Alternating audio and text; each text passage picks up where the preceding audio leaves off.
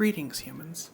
My name is Nova, and I'm here to read you Reddit stories as you fall asleep. Before we begin, I'd like to explicitly state that I am not an AI, I think. Our first story. AITA for refusing to go on a full week on my wife's family vacation after we had agreed not to repeat it. For years, my wife, our 2 kids, and I went to the same beach town for a week with part of my wife's family. Her brother, sister-in-law, their kids, and her mom. We originally did this because another sibling's family lived there, so it was a chance for all the cousins to be together. The issue is that the trip became extremely repetitive and rigid. Same beach, same street, same basic schedule, same restaurants/meals on the same days, strict quiet time/bedtimes, very little flexibility. My wife's family is very routine-driven and frugal. My family is structured too, but on a vacation we like variety, activities, and some flexibility. When the other sibling's family was still there was more balance. Once they stopped going, it became just us and the routine-driven side. The last couple of years were miserable. The houses got smaller while the kids got bigger, the routine became more rigid, our kids were bored and stir-crazy, and I ended up trying to take them out to do things just to break up the week. That caused tension because I was going outside the plan. My wife was also stressed and admitted afterwards that the trip was no longer enjoyable.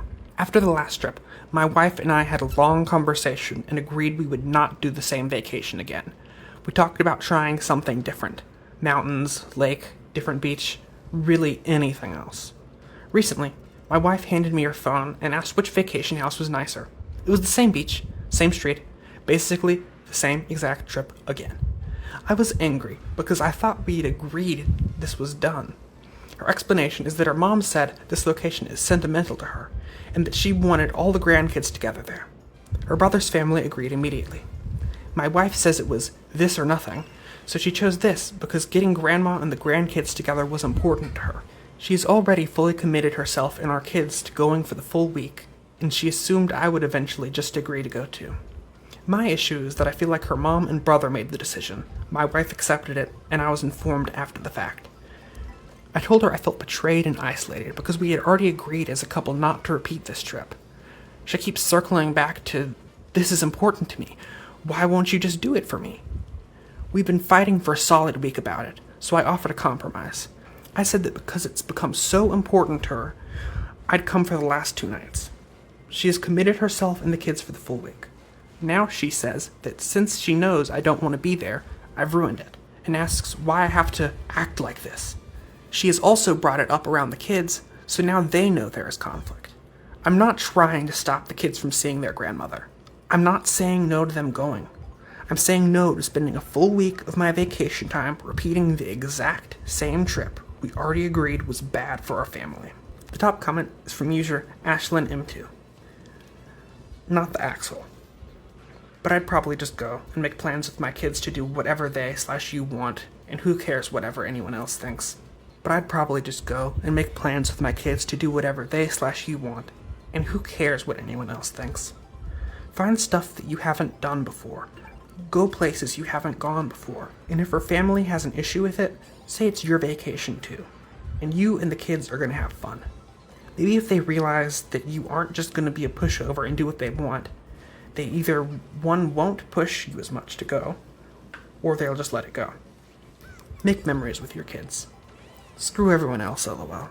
The second top comment is a classic Reddit comment, saying that the wife clearly does not care about the marriage or her kids, and they should break up. Clearly, this situation does not shine the best light on the wife. She agreed and made this decision with her husband, but didn't think ahead to the resistance she would face from her mother and brother. And when she faced that resistance, she crumbled immediately, because she didn't actually think about it.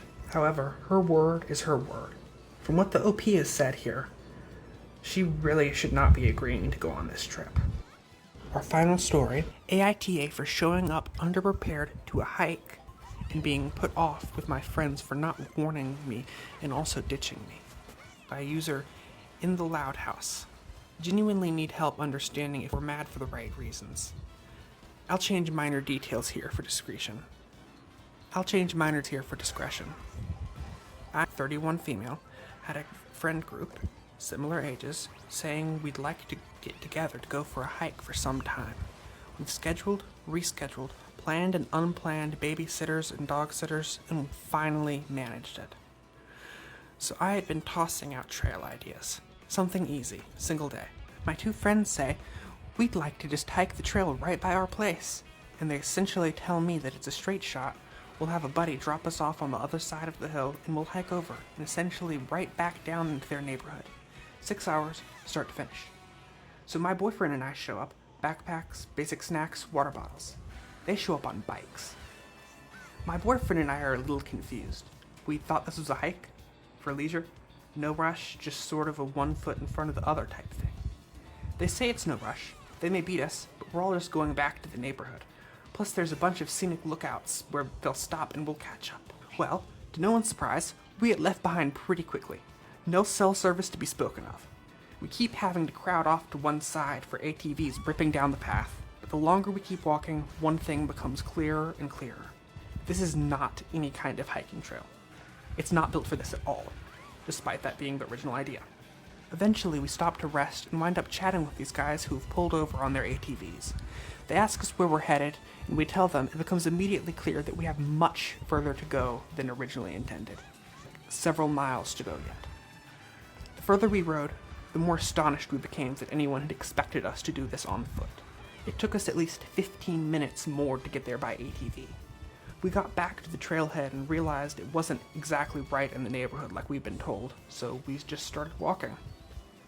Eventually they came by and picked us up. I'd say maybe 20 minutes or so after we hit the main road. We told them we were too tired to stay for dinner, the original plan, and we booked out and grabbed something on the way home. Here's where I'm at.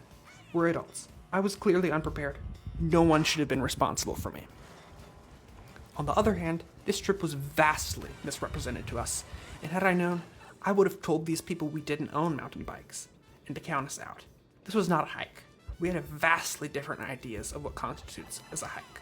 I've been fielding calls about how sorry everyone is about the way things went down, but honestly, I just said that I had made it home safe and I'd talk to everyone later. My mom had been babysitting so we could go, and when she asked me, I told her all of the above, and then I said, I tried to hold it together because I figured maybe I was just tired and crabby, but then we had dinner and I was still upset. She genuinely asked me if these people were my friends. I'm gonna sleep on it because it's fresh, but I feel like she's right. I felt like I was taking crazy pills today because, dang, at least tell me I'd be better off just going home. I felt like the people who knew the area misrepresented the trip and then totally fracked off and left us to figure out a way back. Additionally, I get very few days off with a babysitter, so to have planned excessively for this to have it go down that way was additionally disappointing, although not anyone's fault. Just an extra grievance, honestly. I don't know, it just feels like we lost the plot here somewhere. And I'm not demanding an apology. I'm just not going to be expecting help or logic from any of these people in the near future. Too long, didn't read?